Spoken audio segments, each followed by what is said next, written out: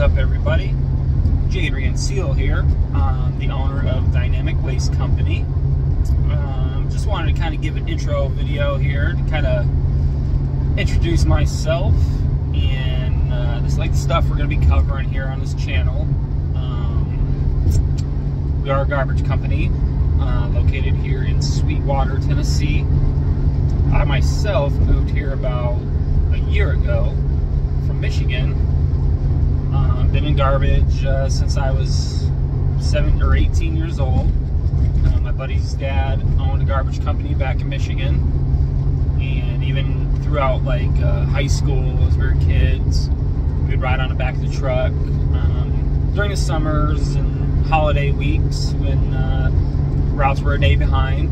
We'd come in on Saturdays sometimes and help out with his dad or some other drivers doing some trailer parks or whatever needs to be done. That kind of got us started in this business. So out of high school I started there on the back of the truck. It's just a mom and pop company, nothing too crazy. They ended up selling out a few years ago, and by the end there they had about 39,000 customers, so a pretty good number. I think while I was there they were somewhere in the ballpark of maybe 15 to 20,000 customers during my time with them. But yeah, I started there on the back, just, throwing garbage. About 19 years old, I got my CDL, started driving. I ended up eventually with them getting my own, there they had a lot of single-man routes. So, you would drive the truck, get out, dump the carts, take all the trash. And that was usually up to about, I'd say maybe 200 or 300 stops. They had some city routes, which in the city we were picking up in, one of them. They had an ordinance or they still do have this ordinance, where no trash could be curbside. So it's up to the garbage companies to go on to personal property and go behind people's houses, garages, and go grab the garbage, bring it back to the truck, dump it, bring it back to the house, and then bring yourself back to the truck. So doing that, it's terrible. A lot of work on the workers. It's unneeded. It's very inefficient. And that's how we started. But those routes, they would run typically 2 or 3 guys on a truck. And, you had one guy driving usually, and then 1 or 2 guys on the back running, grabbing carts and dumping them and stuff. So, terrible design. But I did that for a few years while running. We were salary, so I actually paid to run. Get done as fast as you can. Maybe not most efficient way. They didn't have a whole lot of training there or anything. Kind of just got on a truck and hopefully figured it out. If not, you just kind of weren't very good. But after about maybe 9 or 10 years there with them, our relationship had ran its course. There's always trucks breaking, not getting fixed. So as a driver, it was done. So I moved on, ended up doing some cell towers for about 6 months. I quickly realized that was not, it was a cool job, not for me. You don't know when you're working, you don't know where you're working. You can be on top of these towers when it's negative 15 degrees in Chicago with the wind just whipping. Nice sunny day though, it's great to be up there, but just the really uncoordination, I guess, of that business just wasn't going to work. So I put out a resume, and this is going back maybe to 2010 maybe. Put out a resume, I was contacted by a company, because I just wanted to go back to driving trucks. So I got an interview with a company who I thought was a gas company based on the logo design. Went for an in-person interview and quickly saw that they were actually a massive garbage company. They own their own landfills, transfer stations, and it was a mom and pop company. So to have all that as a mom and pop is just trucks as far as you can see.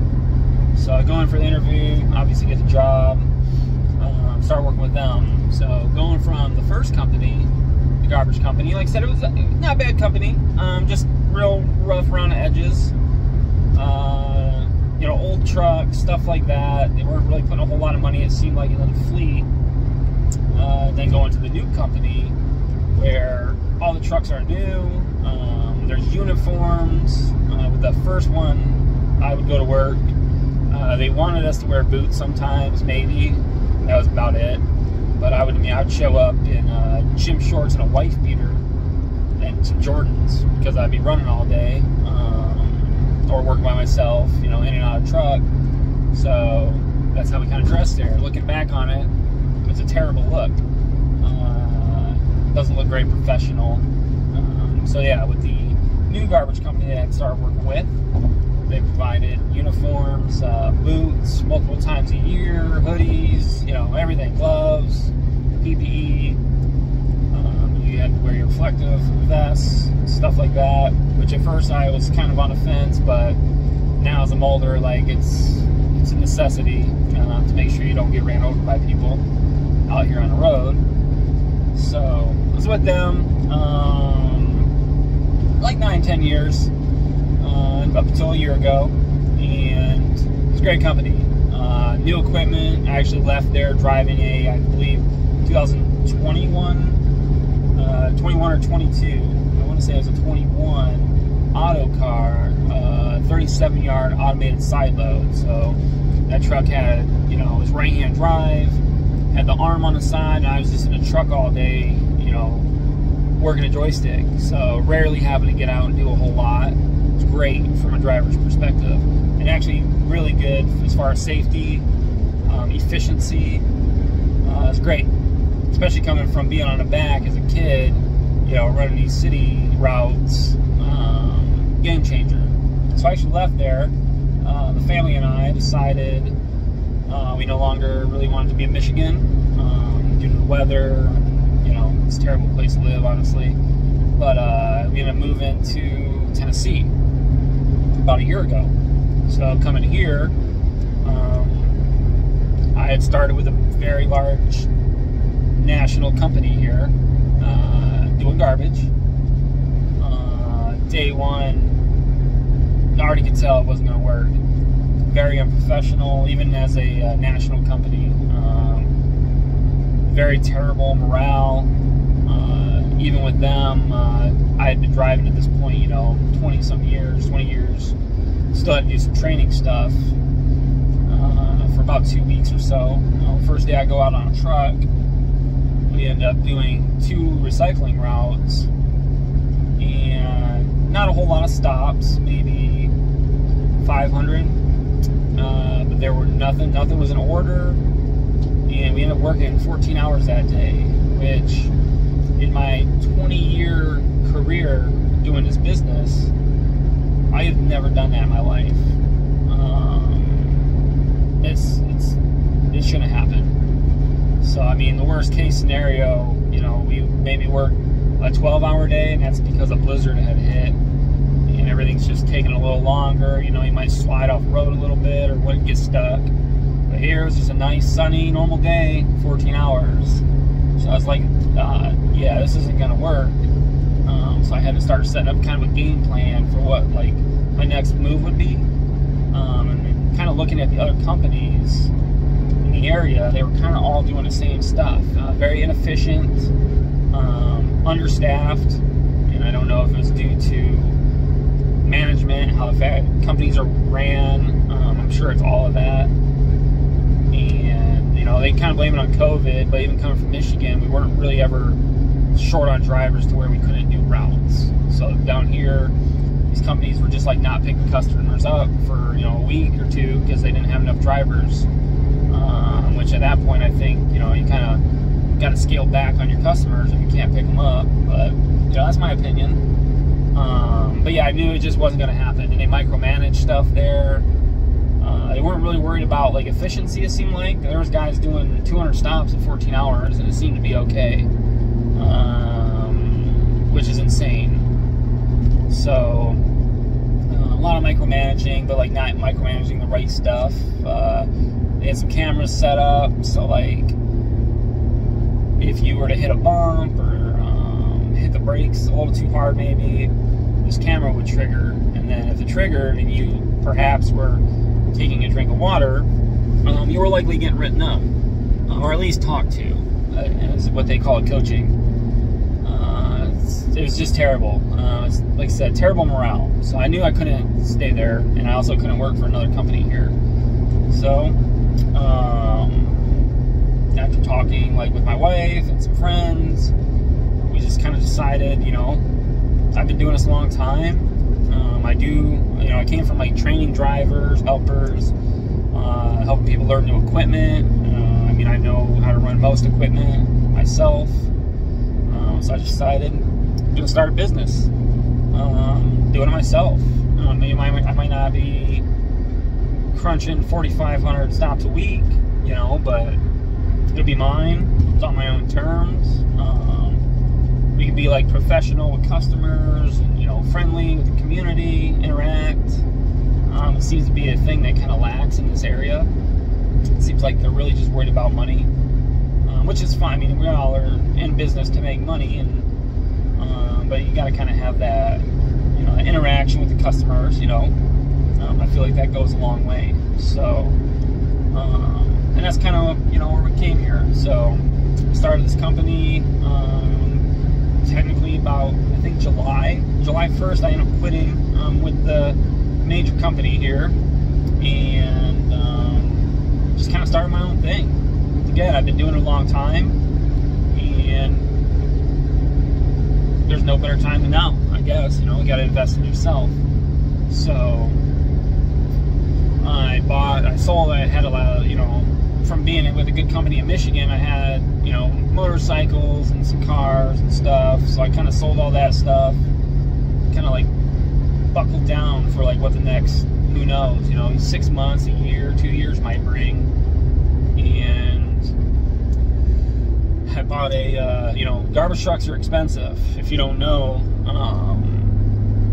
a small garbage truck, like a little F550 with a 8-yard packer on it, which really isn't very big, that's upwards of $170,000 brand new. So like getting into this business is very expensive. So I opted for the you know, cheaper route, kind of. Ended up buying a Chevy 2500 diesel, used, 2012, one owner, great truck, and then multiple dump trailers. I bought a roll-off dump trailer, so you can do dumpsters and stuff. But I quickly got out of that, as this market here, I'm outside of Knoxville a little bit. It's very flooded, and really, to be successful with roll-offs, I think you got to own 15 to 20 cans and have them out consistently to really be able to support like your family and stuff like that.